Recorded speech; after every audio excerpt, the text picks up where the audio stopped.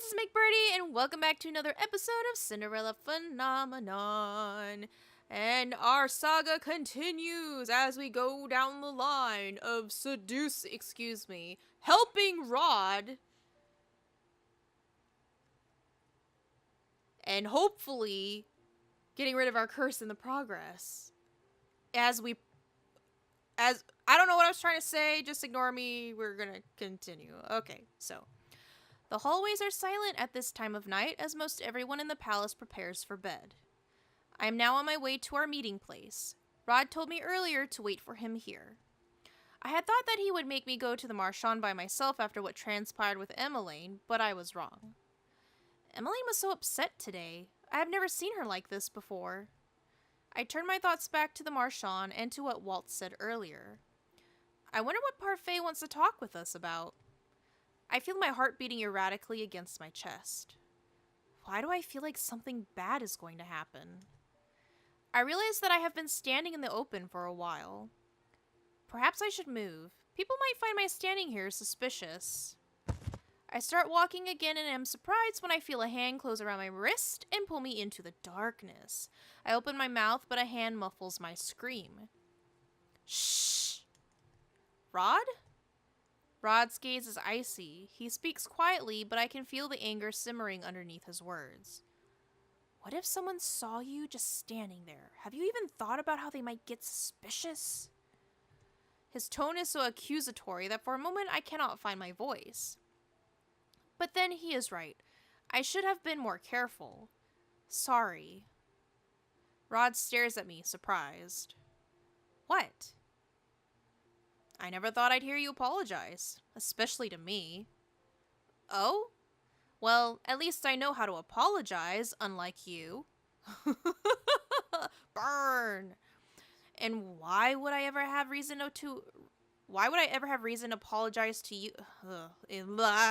Grammar's weird in that. And why would I ever have reason to apologize to you? Because you've done nothing but treat me coldly, even when I have done nothing to personally attack you. Rod scowls at me, but does not say anything. Instead, he sighs and takes my hand, pulling me after him. Aww, little bun bun. What? Let's go before the guards see us.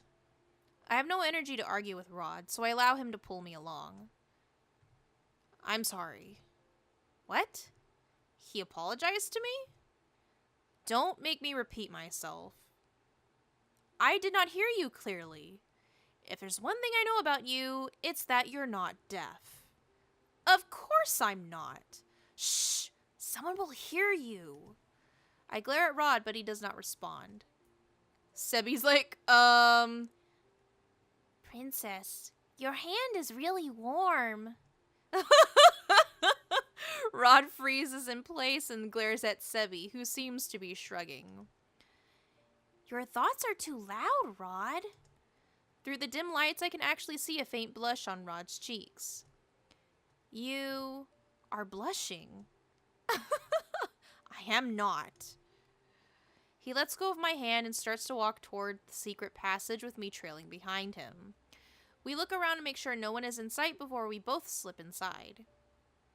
It's a secret passage. It's really big and well lit for a secret passage, by the way. I follow closely behind Rod in silence. My eyes move upward to the little bunny plush hanging on his shoulder. Sebby, I've been wondering, have you ever talked with Rod's family as yourself? Rod suddenly stops and scowls over his shoulder at me. What? I'm asking Sebby, not you. No, I don't, Princess. Rod doesn't want me to talk with others since he thinks that I might say something unnecessary. Like before, a couple minutes ago. So much for that. You still speak, even when it is unnecessary. In the dim lighting of the tunnel, I think I can see a faint pink in Rod's cheeks, but it is probably a trick of the strange lighting. Rod is right. Sebby has blurted out his thoughts more than a number of times.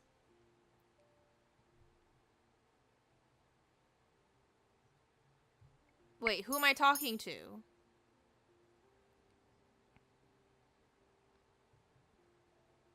Who am I talking to? Am I talking to Sebi or Rod?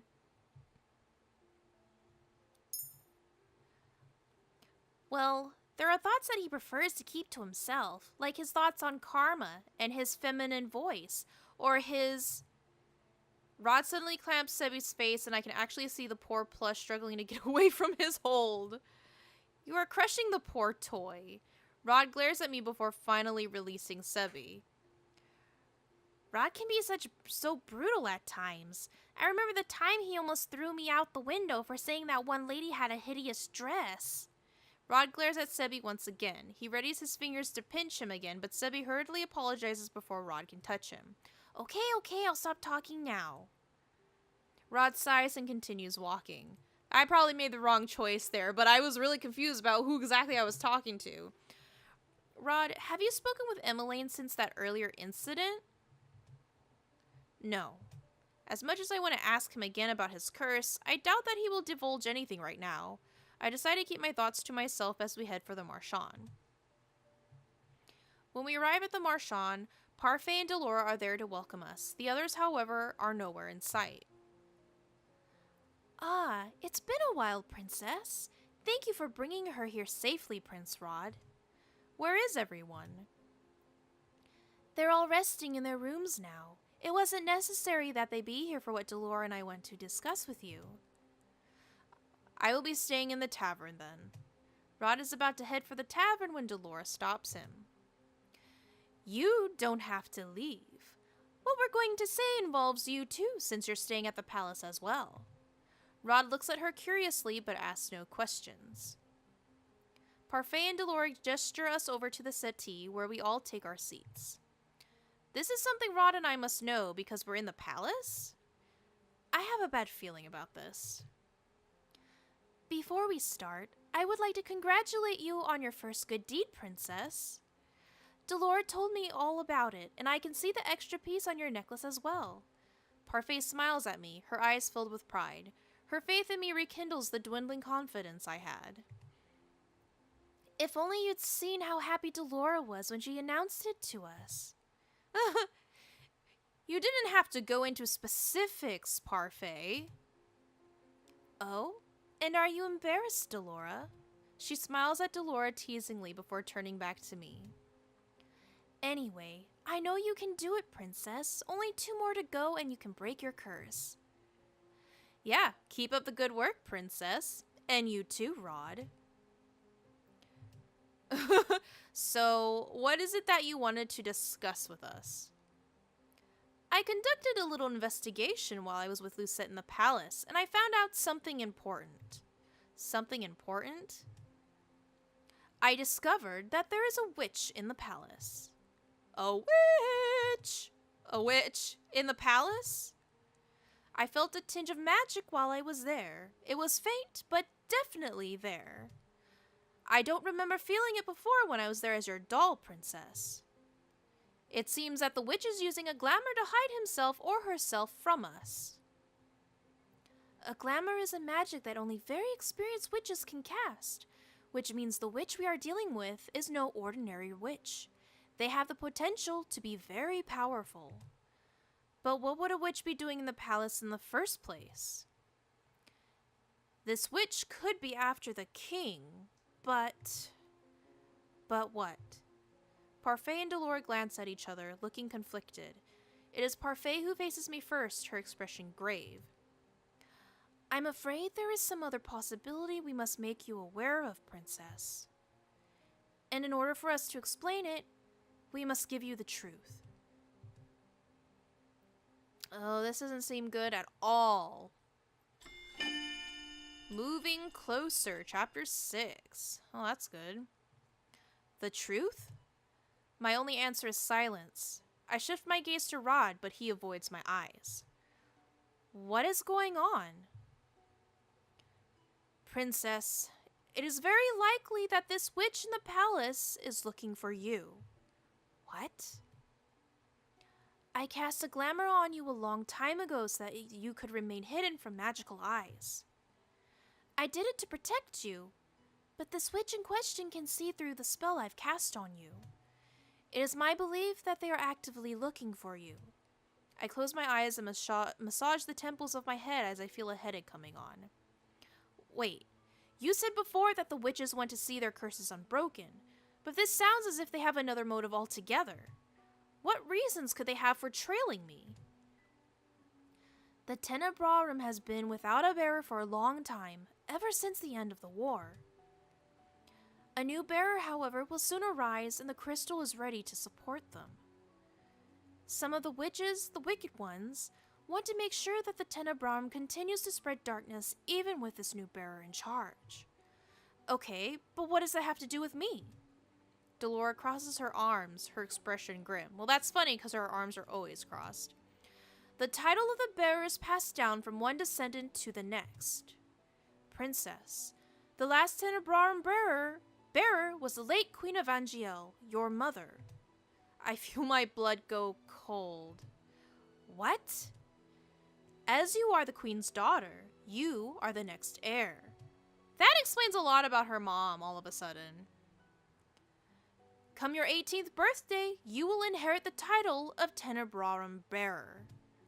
Mother? A witch? Impossible.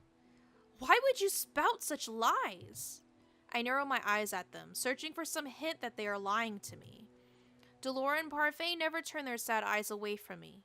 Rod glances at me briefly before turning away, looking uncomfortable. Hildir, your mother and I used to work together to maintain balance. But then the witch hunt drove her mad and turned her heart to ice. But she never used any magic. I would have known if she was a witch. It's possible that you did in the past, but then it seems she erased all your memories of her true identity. Delora was already able to ascertain that most of your memories of her had been snatched away.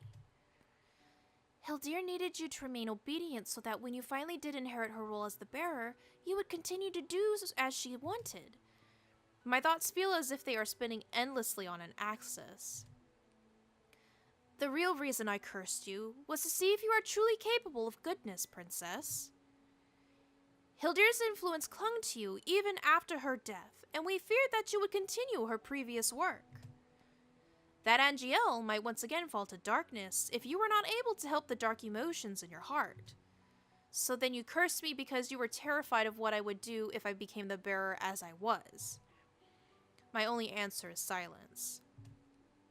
Now I understand why the people hated me. It was because I am my mother's daughter.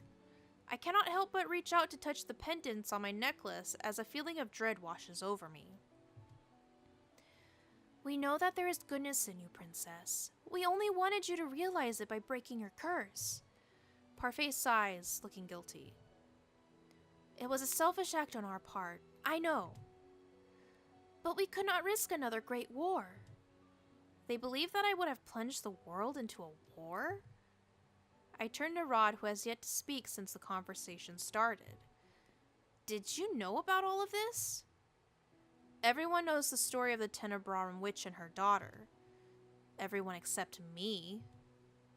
I glance down at my hand, suddenly feeling numb. I am a witch, and I will become the Tenebrarum's next bearer. Just the thought of it makes me sick.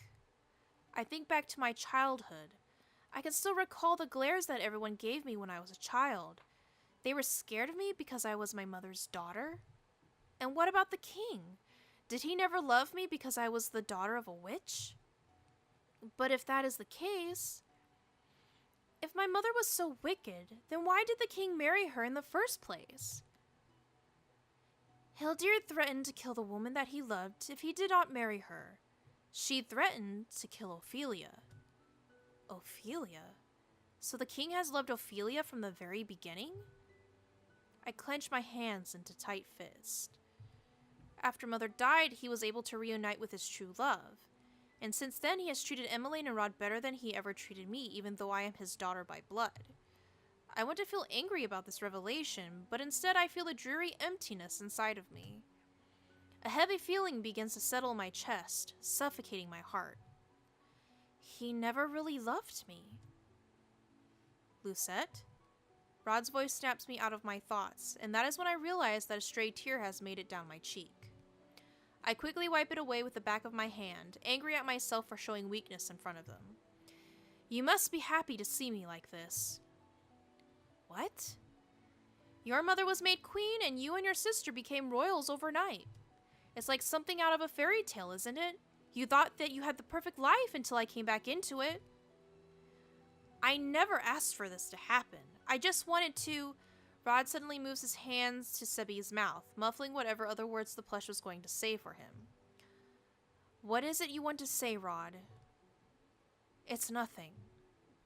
I can assure you, however, that the power that comes with the crown has always been irrelevant to my family and I. So stop assuming that everyone around you is after your title or your riches. Did your time with my sister not teach you anything? I'm about to angrily retort when I suddenly stop, my heart sinking. I have already recognized that Emmeline is more complex than I thought she was, and she has also told me that she never wanted to be a princess. My mother wouldn't have married the king if my father was still here. Delore looks between the two of us and sighs. And here I thought your relationship had improved. Now it seems like it's back to square one. I cross my arms and turn away, annoyed. Do you have anything else to add, Parfait? If not, I would like to return to the palace. Princess, stay vigilant and be careful about who you trust. Trust? How do you know whom I trust? What makes you even think I trust you? The anger that I was expecting earlier suddenly rises to the surface. For all I know, Parfait and Delora could be feeding me lies, playing with me the way Delora did when she first cursed me. I don't expect you to believe what we've told you. Perhaps it was not yet the right time to reveal everything to you. But please, you need to be careful. I stand up and look at them, my arms now hanging limply at my sides. How am I meant to trust anyone when all of you have been lying to me this entire time? Lucette. If you don't believe us, then try asking the king who Hildir truly is. I never even thought about asking the king about Mother. Rod, you should watch your back too. It's possible that this witch in question could be plotting something against the royal family as well. They have been in the palace for a long time, after all. She looks at me, then at Rod, her expression somber. I won't be able to stay with you anymore. I had to pick up and leave a few days ago because I was certain he'd caught a trace of my magic. He probably already has. I understand. Anyway, Lucette is right to return to the palace now. Someone may notice your absence if you're gone much longer. You two should leave now. Let us know if you notice anything unusual. I will. We'll see you again soon, Princess. Remember, stay vigilant. Rod and I leave the Marchand in silence. Here in the secret tunnels, we are suffocated under even more silence, but still neither of us makes an effort to speak. I am still stuck inside my own mind, sifting through my troubled thoughts. I cannot reconcile the fact that the wicked witch who led the witches during the war was my mother. I did not even realize how many people hated my mother until after she had passed, and they spoke about how cruel a queen she was. I never understood why, since she has always been the perfect person in my eyes. I never connected my mother with the Tenebron bearer, but what Parfait and Delore just told me makes sense. Was I living a lie all those years? A lie that my mother crafted so that I remained cold and bitter even after she passed away? And Delore and Parfait say I am meant to inherit the power of the Tenebron from my mother. I do not want that burden. I almost bump into Rod's back when he suddenly stops walking. He turns around and looks at me with a serious expression. I cannot help but feel judged beneath the weight of that gaze. If you're going to tell me that you never wanted me as your partner because my mother was a witch, then I wasn't going to say that. What? I won't lie. The first time I saw you, I thought you were like your mother. You were cold, harsh, and selfish. I never wanted to have anything to do with you. That was why I was so against this partnership. But you've changed. Rod's expression softens. As you and him have grown closer, I have seen that you are not like your mother. She speaks fondly of you, and I can tell she really enjoys your company. That's why Even if I do not have plans to break my curse, I will still do what I can to help you break yours. It's the least I can do as your partner. I stare at Rod in shock. This is the first time he has ever been so nice to me. Well, why are you staring at me like that? I'm only doing this because you're important to my sister. Rod turns away, his face beet red. Liar. Rod reaches up to pinch Sebby's face. Ow! Who am I talking to? Thank who, Rod? Thank you. Rod turns away, his cheeks dusted pink. It's no big deal. I'm only doing this because I see how dedicated you are to breaking your curse. Because I want to get my old life back. And now that they have told me about Mother, I want to prove that I am nothing like her. Anyway, I still want to help you with your curse, Rod. Why do you refuse to break it? Rod stares down at his feet, expression melancholy. Because I cannot. Rod stops and shakes his head. He says nothing else, and I do not probe him anymore, especially not after seeing the distant look on his face. We walk through the corridor and back to our rooms after we say our goodbyes. I wonder what Rod was going to say. Alright, well, we're going to go ahead and end it right there. Thank you guys so much for watching, and if you are enjoying the series, please be sure to leave a like down below, and if you haven't already, please make sure you subscribe to my channel, that way you can keep up with more videos as I put them out. So thanks again, everyone, and I will catch you in the next episode. Bye!